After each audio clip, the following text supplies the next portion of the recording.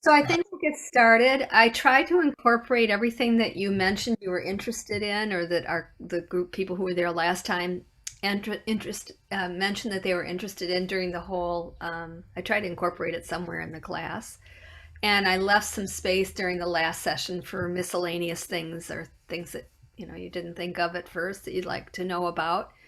But tonight our topic is why do we do that? And Jewish practices explained that people seem to be interested in last time.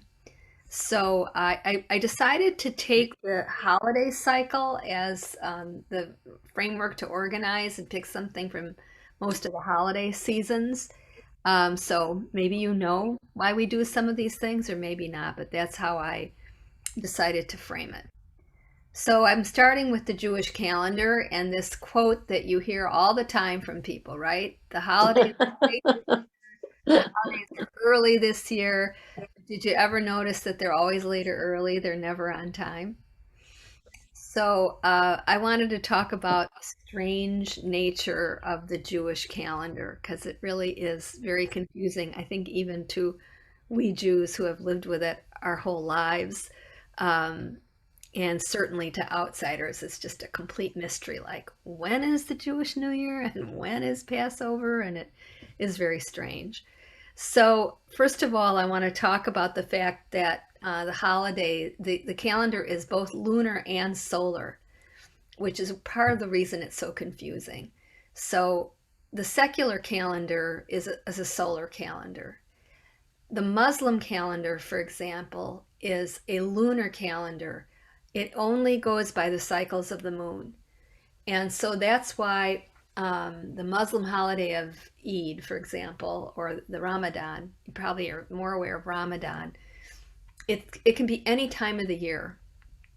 So it's just always in a certain month, and um, it could be in the summer, it could be in the fall, it could be in the winter, and every year it's like starts 10 days earlier than it was the year before.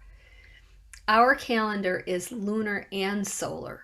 So our months and the dates of the holidays are by the lunar calendar. So for example, uh, Rosh Hashanah is always on the first of the Hebrew month of Tishrei.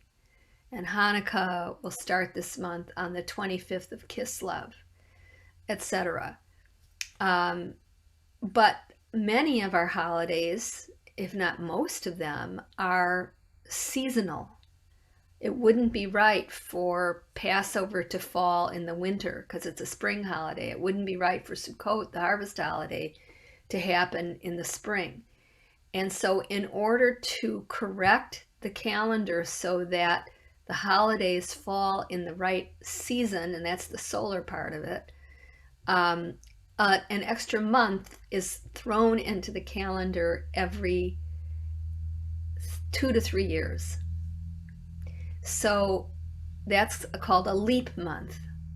So, like the secular year has the leap day, February 29th, once every 4 years, the Jewish calendar has a leap month every 2 to 3 years.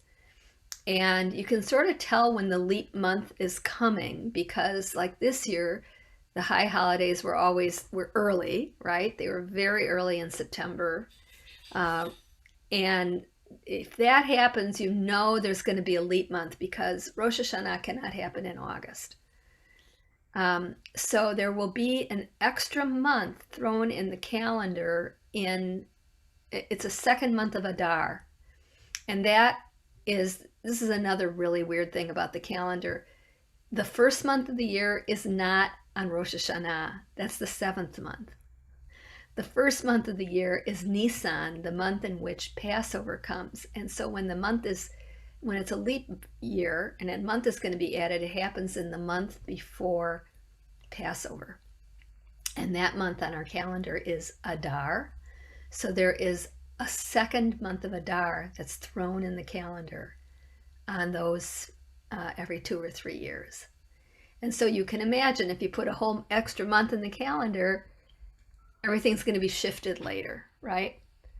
So that'll happen this year. This year, Purim falls in Adar. And when there's only one Adar, it's on the 14th of Adar. But when there's two Adars, it falls on the 14th of Adar too. And there's a whole month of Adar 1 that nothing happens in. Whatever festivals or holidays are in there, they just get shifted to Adar 2. So Purim will be on the late side this year. It'll be in mid-March, but sometimes it can be in mid-February. And Passover will start, I think, around the 16th or something of April, which is relatively late, but not the latest it could be. Um, so that's why the holidays are sometimes early and sometimes late, and it seems like they're never on time. Or, as somebody else said, the holidays are always late, or they're never late or early. They're just exactly when you need them.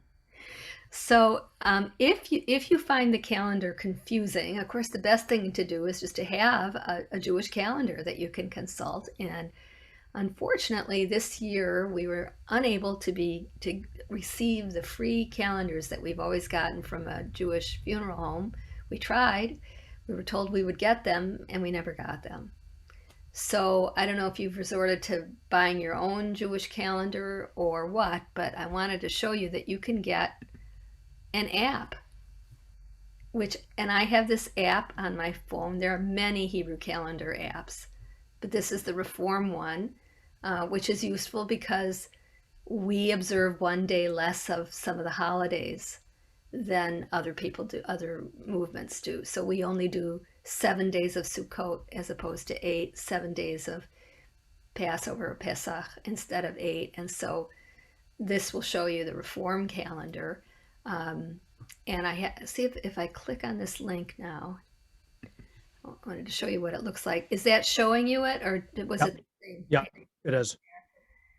Um, so I use this all the time. I mean, I'm sure I have more reason to use it than the average person, but I use it to look. It shows you the conversion from English date to Hebrew date if you need to know that.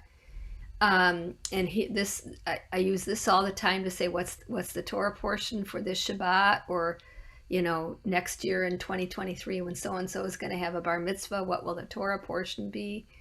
Um, so you can go through. I mean, this part you can rotate through, and it will tell you, 15 years from now when Rosh Hashanah is going to be.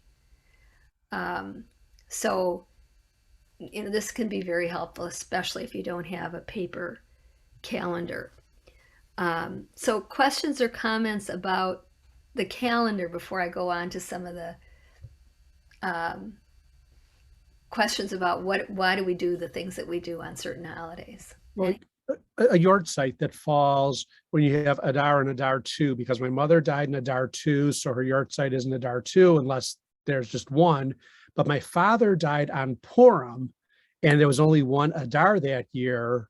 So I thought when I was growing up that it would be Adar, not in a second. But then I think it was Rabbi Harari said, well, if he died on Purim, you would go by Purim because Purim is always when Purim is. That doesn't change. If you observe the Hebrew date, it's easy. Right. It's always Right. The 14th of Adar, you would observe the 15th of Adar, you would observe, as the when Purim is. And that's what I follow now as I go by Purim. Yeah, that's correct. But I have the opposite thing. With my mom passed away in Adar 1. So she passed away in a year where there were two Adars, and it was about 3 weeks before Purim. Um, Okay. so when there are two Adars, I know to observe it. I think it was on the 22nd of Adar 1.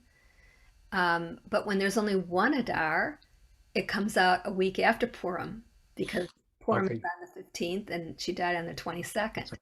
Interesting. So it's very unusual, but it's helpful for explaining how that sort of works Yeah. to people. Anything else about the calendar? Is there rhyme or reason how they come up? Because like you said, it's like every 2 to 3 years they added There how it's there's a determined. set, there's a set formula. I believe it's 9 times every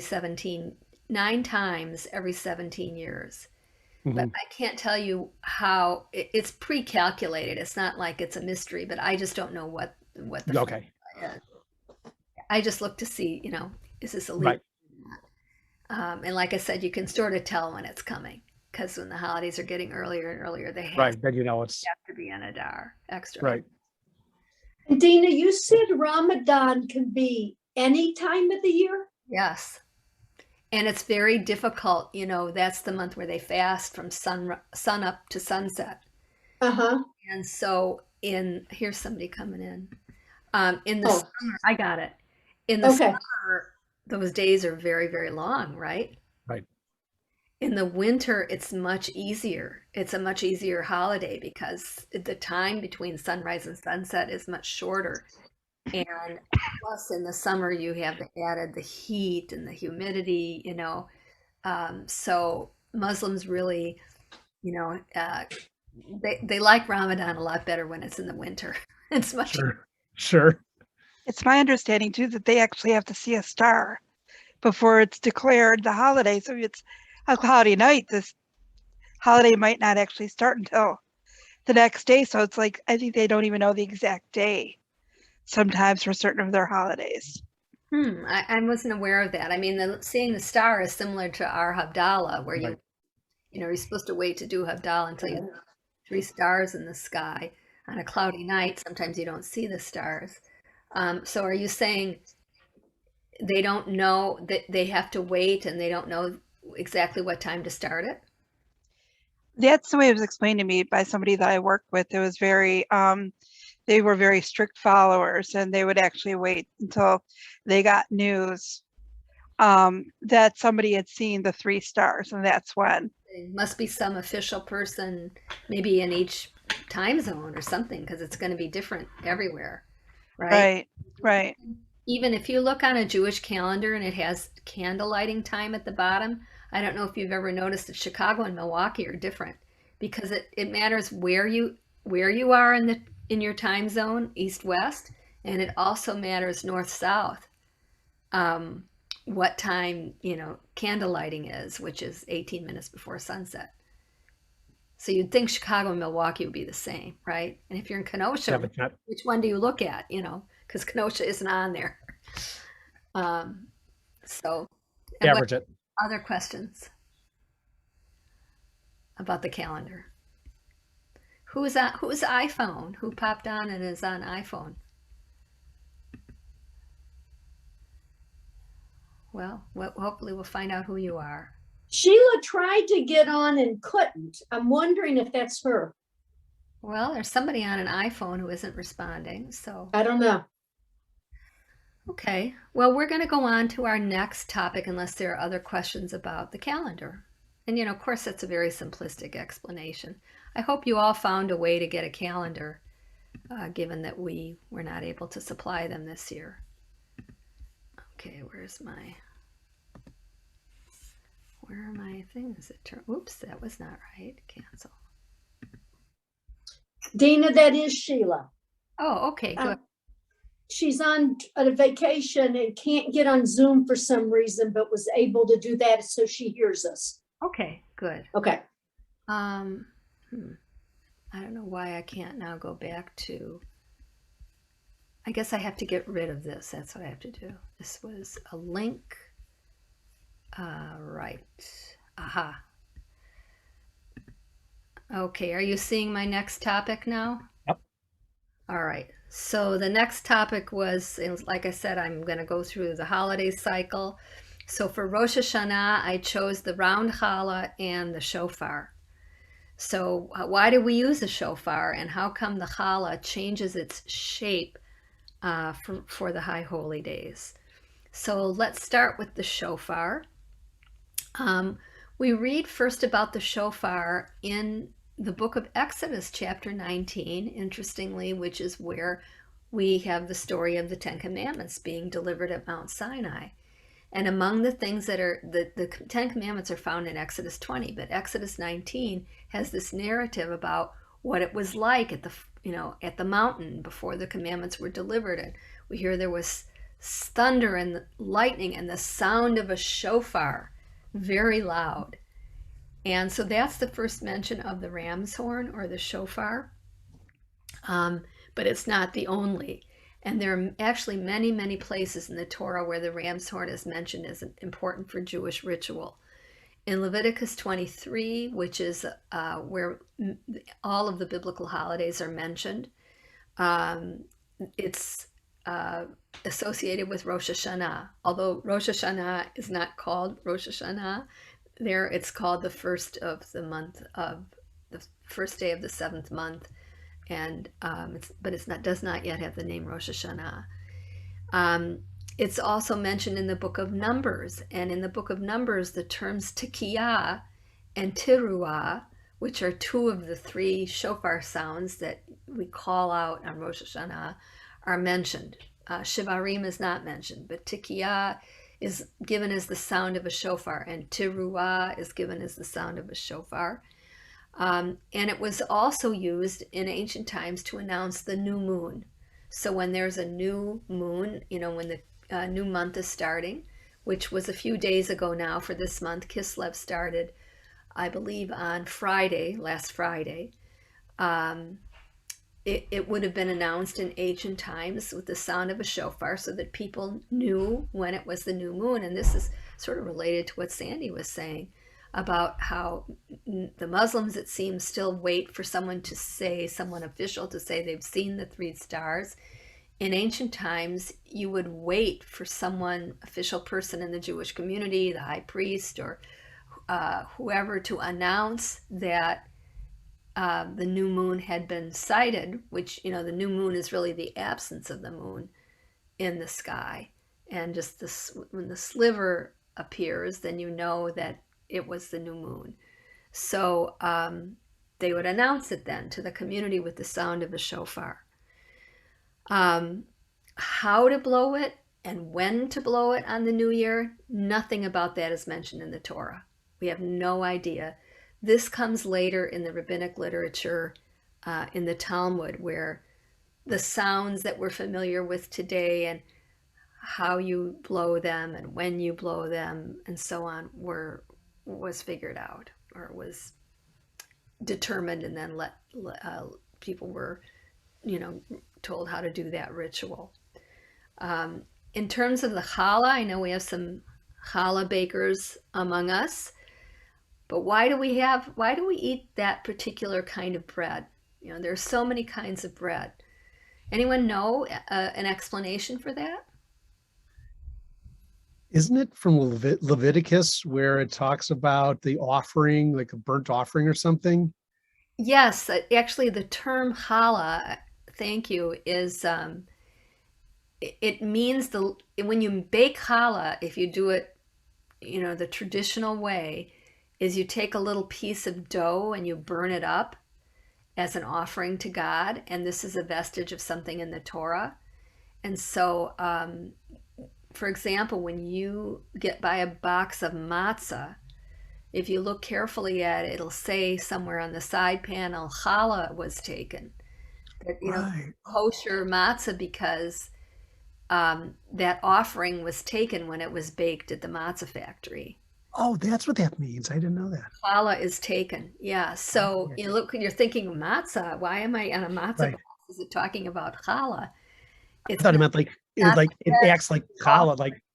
Yeah, Yeah. I thought it meant like it was a substitute, like you're eating it, so it's like as if you're eating challah. I didn't know that was taking off a Yeah. piece from the offering. I know a lot of you bake. I don't know how many of you take the little piece of dough and burn it up. Does anyone do that when they make their challah? It's only if it's a certain size challah. If you're making a small one or a half a recipe, you don't need to do it. But if you're using a full large recipe, then you need to do it. You're telling us that. Okay, that's great. But does anyone know why it's this type of bread, that it's not, rye or, like Italian or French bread or pumpernickel or sweet bread, quick bread? Why does anyone know why it's this kind of bread? So Trying to remember because I taught it by class. it's really interesting because it's cultural, like so many things are. It was about really primarily our ancestors in Europe, who everyday bread was dark, dense bread, like pumpernickel or something like that, sort of peasant bread. And so, like so many things we do for Shabbat, it's to distinguish Shabbat from the rest of the week and make it special and something you look forward to that's really treasured. And so white bread was really a delicacy because white flour is a lot more expensive than other kinds of flour.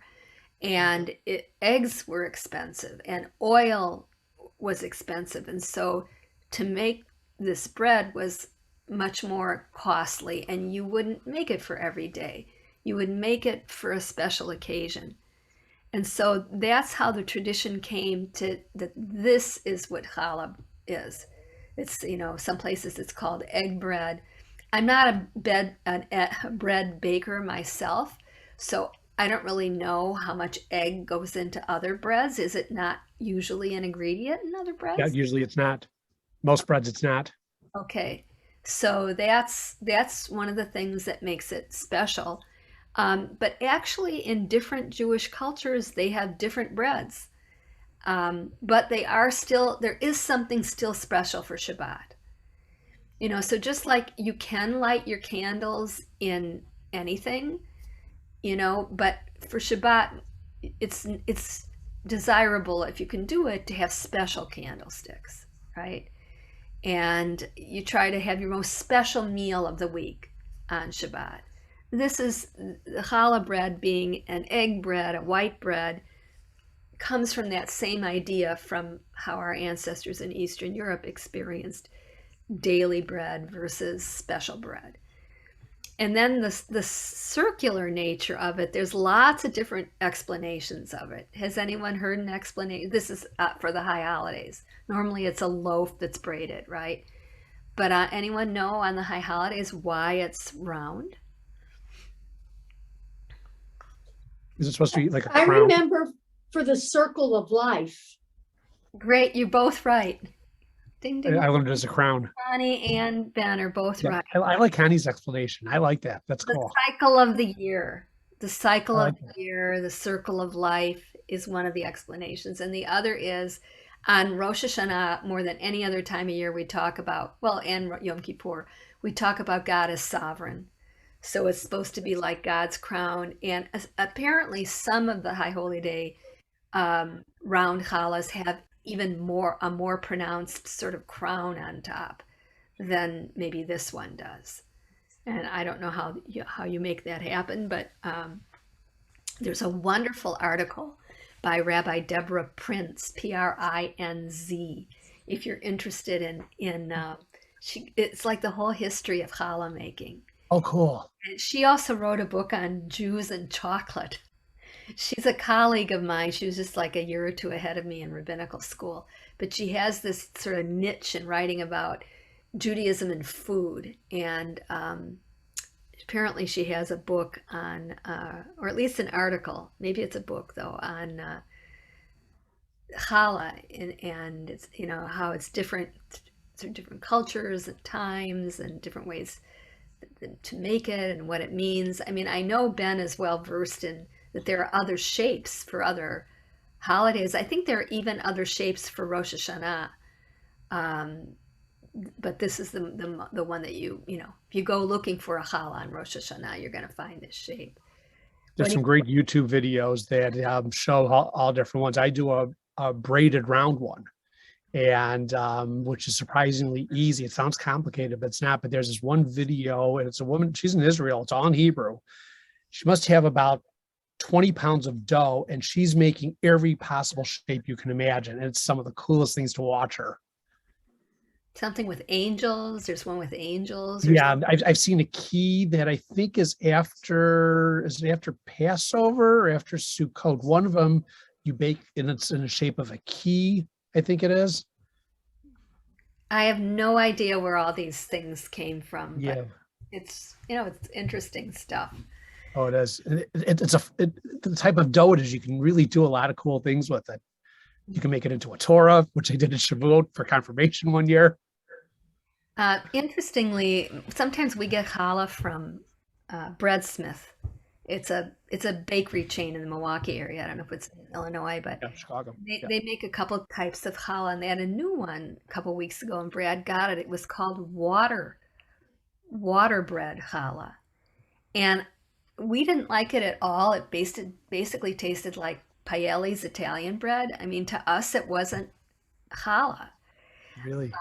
But I did notice in Debbie Prince's article that she mentions that some communities have water bread challah that they make. So, other comments about the round challah or the shofar before we move on? Dina, would you touch again on, you said some people take a small piece of the bread and burn it?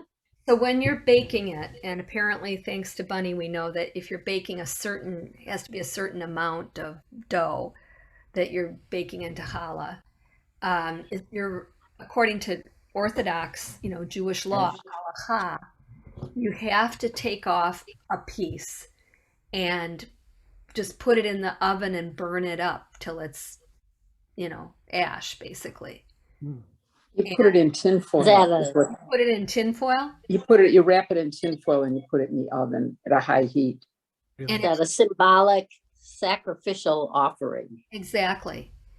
And, probably the idea, do some of you know the tradition of two chalot at the Shabbat table? Yeah. Well, Yeah, probably you've seen it somewhere or heard it somewhere. It's that we think comes from the story in the Torah of the manna, when God gave the Israelites manna in the wilderness, that they were able to go and harvest it every day, except God didn't want them to work on Shabbat, so they got a double portion on Friday so that they would have enough for Shabbat. And so that according to tradition, that's why two chalot at the Friday night table. If you have just two people eating and two chalot, it seems like quite a waste. Unless you Two can small ones. toast every day of the week the next day. Or eat Is there a blessing you're supposed to say too when you do that? Yes, I have it if you want it. Okay. I'll when get you, it. you offer the When you burn it. Okay. I think Amachad, when they were in Waukegan, had on the side of the oven a card with the blessing. Being conservative, I did could they see them make doing it there? that. Did they make challah there all the Yeah. time? Yeah, they did. Interesting. Huh. Maybe I we hadn't should thought be about that. making it now in our new kitchen. Right. Use Right. it. Oh, that new oven. Oh man. The old oven actually was great for baking challah. You just had to know which side, how long, because one burned hotter than the other, but it made great challah. Huh. Do you want to tell us the blessing, Bunny? I'm getting it. How to separate challah. Challah is separated after the dough has risen, before it has been divided and shaped into loaves. And then you recite there's a blessing. You remove a piece of dough approximately the size of an egg, 1 ounce. And then you wrap it in foil and bake it separately from the loaves until black, and then you discard it. Wow. Cool. Did somebody else have a question? I read the book, The Journey of 1,000 Challahs, and they have blessings after each burning of the piece of challah. And when you separate the challah, there's certain prayers at each step of the way. It was interesting. Wow. Yeah, there's a lot to it. And, for me, the easiest part would be the blessings and the burning up of something. Right. The hardest part would be actually making bread. I've never done that. Okay, anything else before we go on? Okay, let's go on to this. This has to be one of the most obscure Jewish customs of all time. And I wish I could get that Shutterstock thing off there, but I guess it proves that where I took it from. So my question here for the next holiday, Sukkot, is why do we wave plants around on Sukkot? I mean, you got to admit, that's a pretty bizarre custom, right? Cool. It's very cool. Cool, but weird, right? So here's the quotation from where we first learn about this in the Torah. Again, in Leviticus 23, on the first day of Sukkot, you shall take the product of hadar trees, branches of palm trees, boughs of leafy trees, and willows of the brook, and you shall rejoice before Adonai your God 7 days. Notice, by the way, that originally Sukkot was 7 days. The 8th day was added later, another quirk of the Jewish calendar, but in Reform Judaism and in Israel, we've gone back to the original biblical number of days.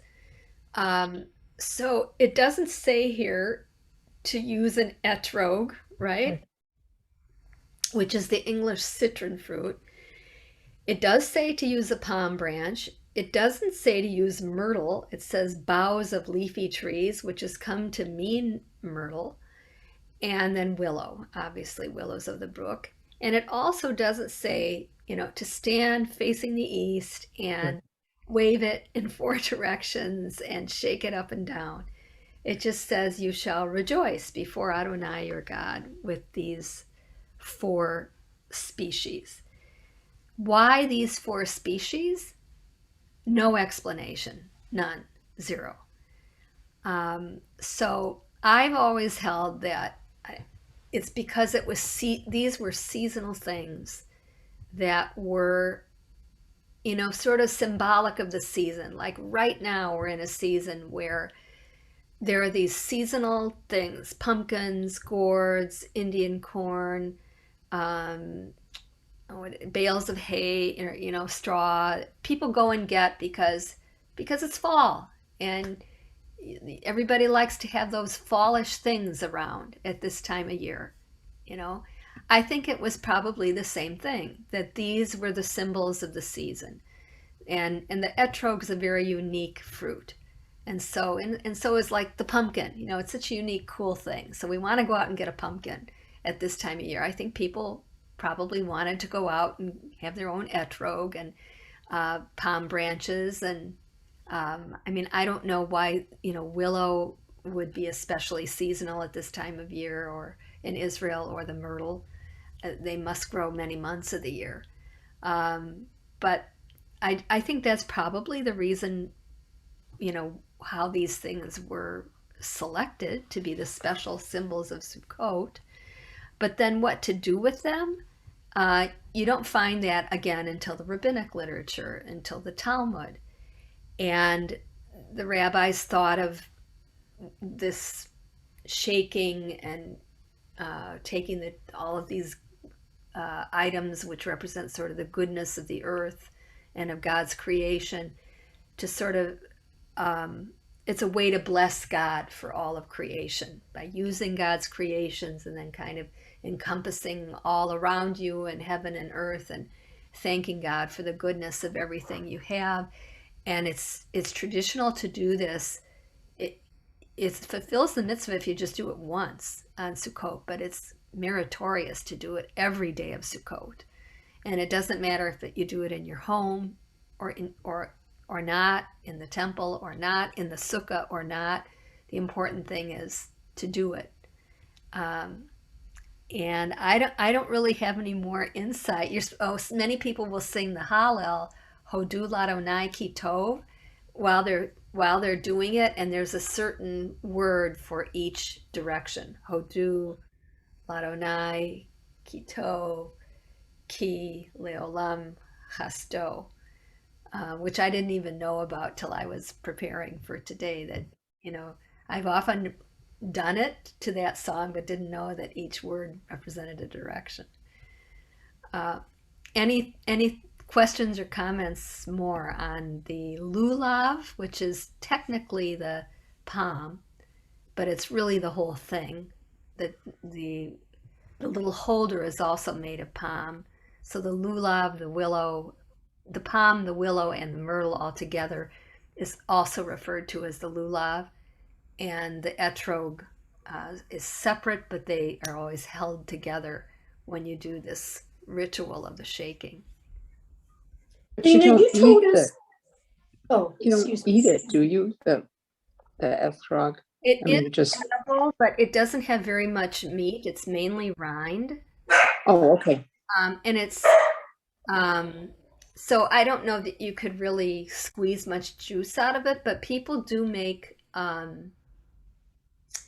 jam, not jam, marmalade I've heard of that. out of it. I guess my mother's mother used to do that. But it seems like you'd need quite a few Right. Yeah, etrogs. Right. That's to get decent. awfully expensive marmalade. Yeah. I mean, yeah, a set like this, depending on the quality, can be anywhere from 65 to over $100. It's imported from Israel. Is there a reason we can't use other things? Because it doesn't actually say you have to use an etrog, that you have to use, palm tree is probably the only one that's really specified. Could we go in our own yards and buy a lemon at the store and use that? I mean, according to Jewish law, no, you cannot. And I think it is acceptable because willow grows everywhere. I think it is acceptable to go and get willow from wherever. But most people buy these sets. And, you get it at a Judaica shop. And there's a really big thing in the Orthodox community about going and buying the perfect etrog and finding the perfect etrog that's the right shape and the right, smell and isn't too green, and people pay a lot of money for a very, very nice etrog. Dana, you told us an interesting story at Sukkot about the stem. Yeah, it's not the stem, this is the stem, but this, Oh, the piton. the pitom, Okay, which, I mean, this is maybe this is why the etrog was chosen, because I don't know of any other citrus fruit that has this growing off the end. I'm not an expert in citrus fruits for sure, but you see oranges or tangerines or limes or lemons in the store, they don't have this thing on them. But this is how they grow, and so it's considered not kosher if your pitom is not on your etrog. And I think what I was telling you was that every year I go to Milwaukee to Judaica to get my lulav and etrog. You can order them online, and for years we did order them, and they'd come shipped to us, and inevitably it would arrive in this strange looking box on Yom Kippur. But it's just easier to go get one in Milwaukee if you know for sure you're going to have it when you need it. And so when I first started ordering from Milwaukee Judaica, they asked me with pitum or without pitum, and I'm like, with, of course. I mean, it wouldn't be kosher without it. But I guess Brad went and picked it up for me today, and someone who was there shopping for it said he wanted it without the pitum because if you buy it already without it, it's kosher. Oh, okay. But if you buy it with it on there and you break it, then it's not kosher. Oh, interesting. So he felt he was a klutz and he for sure would ruin his etrog, and so he was getting the non-pitum type. I do know that they don't rot. They just keep getting smaller and smaller. I have mine in the box and I opened it today and it's kind of an orangey amber color and it smells fantastic, but it's much smaller than the way it started out. It becomes like petrified. Right. But right. It doesn't rot though. Oranges and lemons and limes, if you let them go. First, they go through a moldy period and then they just get hard and shrunken down. Right. But this never gets moldy though, right? It did. You may not have seen it when it went through that period. Okay. But at some point, it goes through sort of gets a little white stuff on it, and then it just shrinks down into getting hard. Yeah. So questions about lulav and etrog. Okay, so we will move on to Hanukkah, and what I chose for that,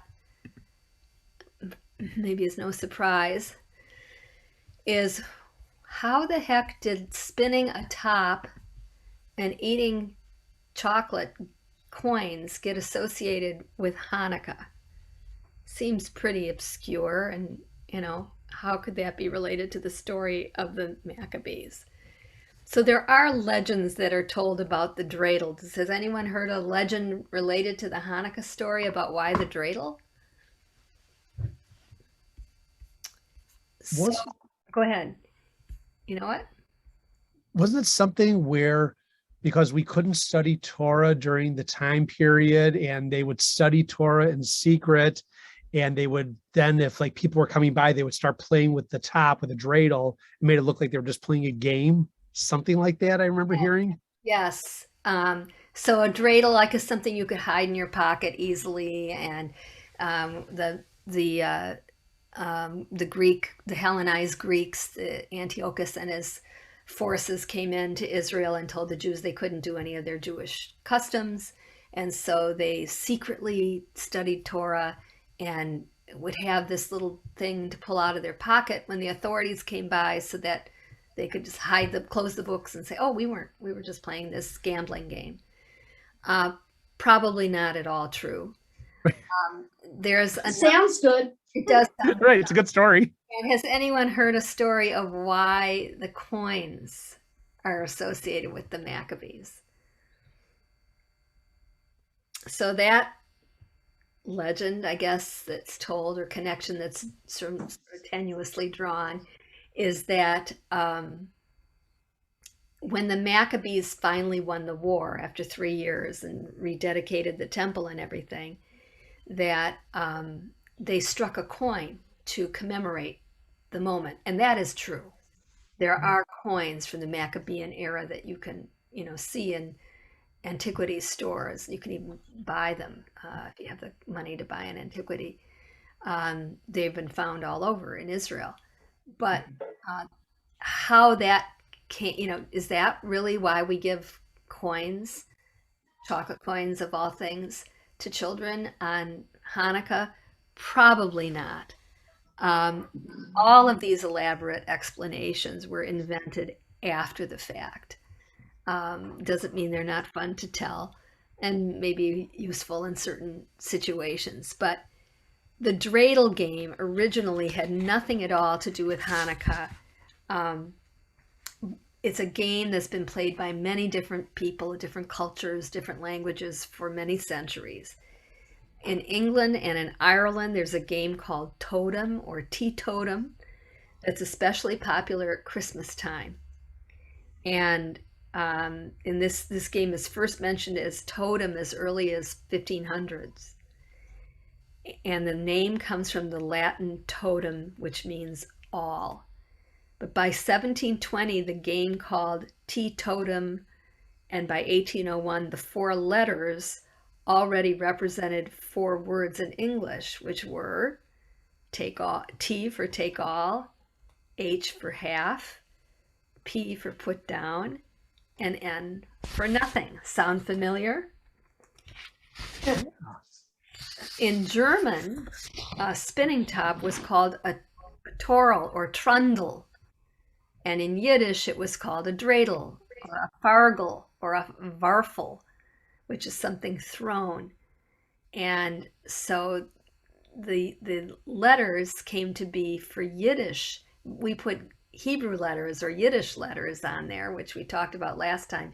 Yiddish was written in Hebrew letters, right? And it became the shin for still, put in, the hey for halb, half, the gimel for ganz, all, and the nun for nisht, nothing. So they took this game that was already in existence and turned it into a Jewish cultural game, which is kind of interesting because the whole point of Hanukkah is like saying we should be proud to be different and not assimilate, right? Right. That's what the Maccabees were fighting for, and yet this was a game that they found in their assimilated, culture being mixed in with other cultures, and then they appropriated it and gave it a Jewish meaning, or it turned into a Jewish game. But the letters also came to stand for the motto of Hanukkah, Nes Gadol Haya Sham. So instead of Nisht, Gans, Halb, and Stil for the directions to the game, it became Nes, Nun for Nes, Gimel for Gadol, Hey for Haya, and Shin for Sham. So it's taking something that's out there in the culture, and everybody's going to do it anyway, so turn it into a Jewish thing. So Nes Gadol Hayasham came after turning it into something related to Right. Hanukkah came after the appropriation of the game as a Jewish Wow. gambling game instead of a English or German gambling game. Yeah. And where did a great miracle happen here? When did that come in? Question. Nes Gadol Haya Sham. I don't know. I mean, I don't know that the books of the Maccabees in which the story is told are not found in the Bible. They're found in the Apocrypha, which is intertestamental literature between the Hebrew Bible and the Christian Bible, but they're works of Jewish authorship, and most of them are in Greek. And I believe the books of the Maccabees were written in Greek. So I would have to double check that, but I think that's true. So it wouldn't be in there. So I don't know exactly when Nes Gadol Haya Sham became the saying of Hanukkah. Maybe it has to do with the 4 letters on the dreidel. I don't know. It's a really good question. I should do some research and find out. Then, of course, the dreidel in Israel doesn't have a shin.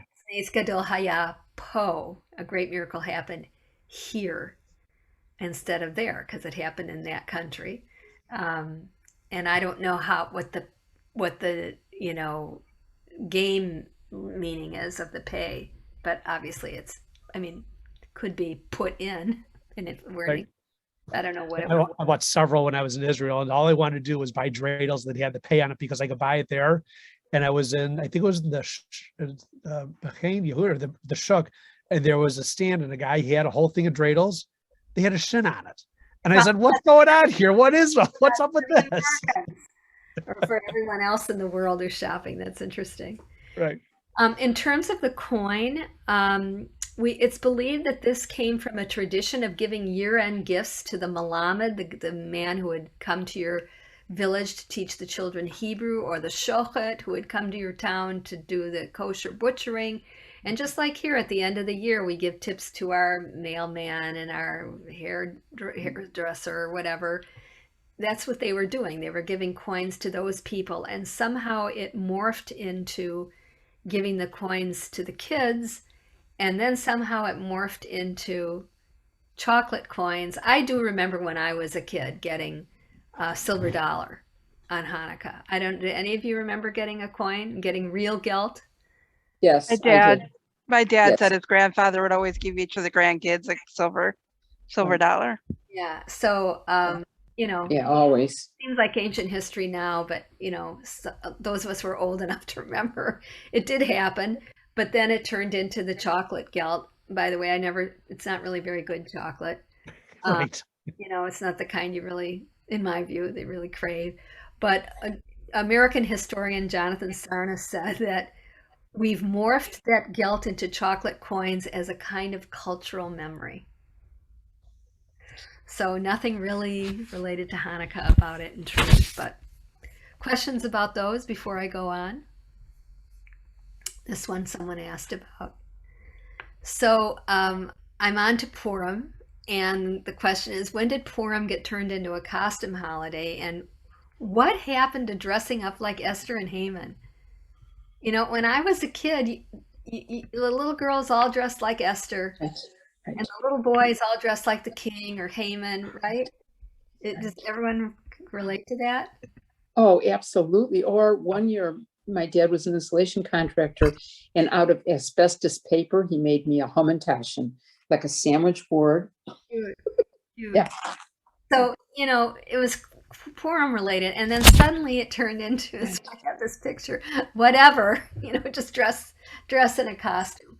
I'm not sure why that happened, but I have a cute little video here that answers this question of why do we wear costumes on Purim. So let's see. Are you seeing that? Yes. White picture. Okay. And hopefully you'll hear it too.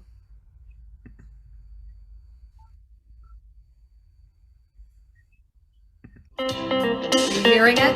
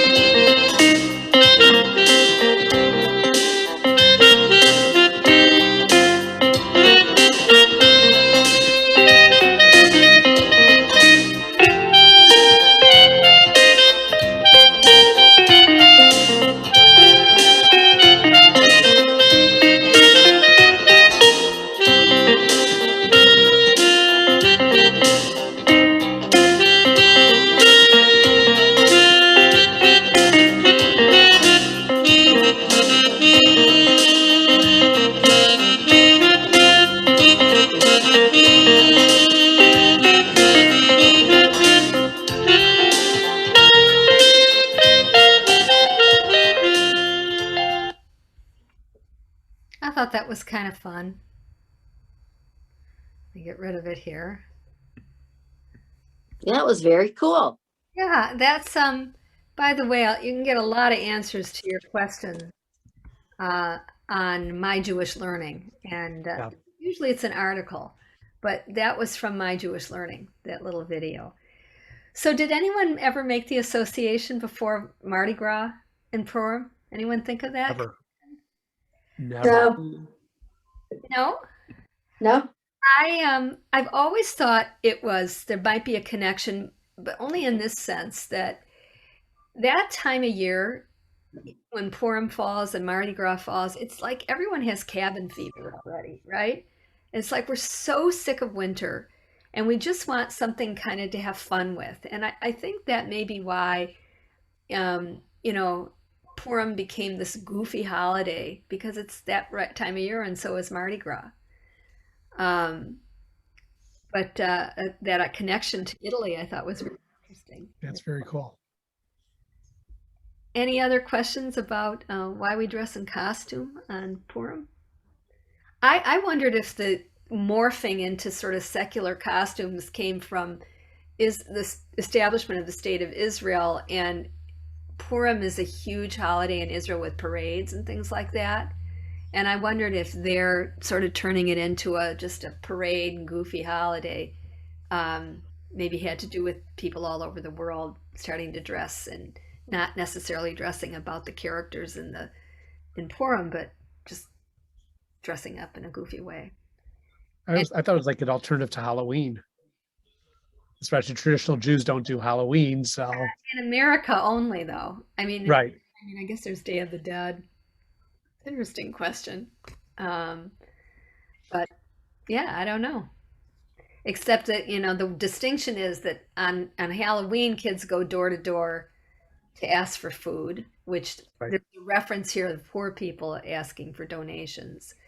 But the Purim tradition of food is you're making goodie bags and giving them to people, Right, not not getting. going around and asking for food. So, all right, I don't have a lot of time, but I'm gonna try to get to Pesach. Someone asked about the onions. And there's other Passover oddities besides these, but I put up the onion and the orange, which are newer Passover customs. Most of the many odd rituals that we do at the Seder are explained right in the Haggadah or in the Seder. It's within the Seder itself. Dipping parsley in salt water, having a roasted bone on the plate. Dipping your finger in wine for each of the plagues. Most of it is like explained right as you go along. The Seder is a very much a teaching holiday. But some newer things that have gotten into the Seder recently are the scallions or green onions, which I would say about 15 or 20 years ago, some Haggadah picked it up, and this too could be about the diversity of Jews that live in Israel and all the cultures they come from. Maybe us being more aware of Jews in other places had other customs. And according to a Haggadah that I use at home called A Different Night by Noam Sion, he says it's an Afghani. It was an Afghani Jewish custom to take the green onion and pretend it's like a whip to whip your neighbor with, to remind you of the whips of the taskmasters and slavery, which is kind of odd because you're doing it during Dayenu, which you just got out of slavery. When you're singing Dayenu, you're celebrating being free from slavery. But that's the moment in the Haggadah when it happens according to this Afghani Jewish custom. And the orange, tell me what you've heard about the orange. Anyone? Why? Well, that in some, going back to, and I don't know who, in what period of time, not too long ago, that when women were becoming possibly rabbis or being able to be bat mitzvahed or being called to the Torah. And men would say that women have as much right to be on the, to read Torah as an orange has on a Seder plate, something like that. So feminists took the orange and put it on the Seder plate to say, Yeah. haha, yes, Yes, we do. Okay. yes. Yeah, that's the common explanation that you hear. But there is a Haggadah called The Open Door, which was one of many Haggadot put out by the Reform movement. And in it, there's an explanation of how, things morph. And it wasn't originally an orange, and it wasn't originally about women. So I'm just going to read you the story. Why do we place an orange on the Seder plate? In our own days, as in the ancient days of our people, an event becomes a story becomes a legend, and the legend becomes a lesson. And so it is with the orange on the Seder plate. It is told that in the last quarter of the last century, a woman in the far-flung American diaspora asked a teacher of the old tradition, "What is the place of lesbians in Jewish life?" And the teacher responded, "Lesbians have as much place in Jewish tradition as a piece of bread on the Seder plate." In response, some lesbian Jews expressed their liberation from the narrow place of oppression by placing bread upon their Seder plates. But others challenged this teaching, saying, bread on the Seder plate shatters tradition. Welcoming lesbians and gay men into our communities transforms Jewish life, but does not shatter it. Let us place on the Seder plate not bread, but an orange, a symbol of transformation, not transgression. Why an orange? The orange carries the seeds of its own rebirth. When our ancestors went forth from Mitzrayim, or Egypt, they passed through a narrow place and were born into the world. In our generation, the Jewish people is again giving birth to itself. For the first time, all who have been silent or silenced, all who have been invisible and marginalized, women and men, gay men and lesbian women, bisexuals and transgendered people, Jews by birth, Jews by choice, and so many more, all shape the future of the Jewish people. So tonight, we add this orange to our Seder plate. So it doesn't really matter if you have an orange on your Seder plate and you want to say it's for women's role in Jewish life. Fantastic. Anyone else have any odd customs that different customs that they do at their Seder that you want to share, or anything else that you think of as an oddity in Jewish custom that you want explained? I grew up thought it having was- green onions, but we weren't Afghani or anything, or even knowing about that or the whipping. We would just dip them in the wine instead of parsley. Really? You would dip Yeah. it in wine?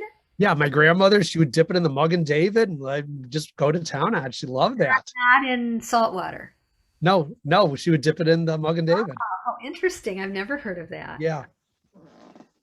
When we used to go by my dad's cousin, his wife, I think, must have had a Passover recipe book that took more from the Sephardic tradition. So she used to actually make some rice dishes and things like that. And I remember my parents would look at me like, "Don't eat that," but Because we're Ashkenazic. which is funny because then, I've done DNA testing and I'm actually more than likely Sephardic Jewish, not Oh, Ashkenazi. So I'm going to eat rice on Passover now. so we're going to talk more about Ashkenazic and Sephardic in a later session, but yeah, that's very interesting. Anything else? I know we're a little over time already, but anything else tonight? All right, so next Tuesday, we're going to talk about some of that prayer choreography. Not so much about the meaning of the prayers, although some of that might come in. I have that in a later session. But why are people moving around and bending and bowing and going up on their toes and turning around? And we'll talk about Good. that. All right. Good. That's great. Great. See you. Thanks. Thank you. Thanks. This was Thank good. you. Bye-bye. Oh, this is awesome. Thank you. Yes, thank you very Bye. much. Thank you. Good night, Bye-bye. everybody.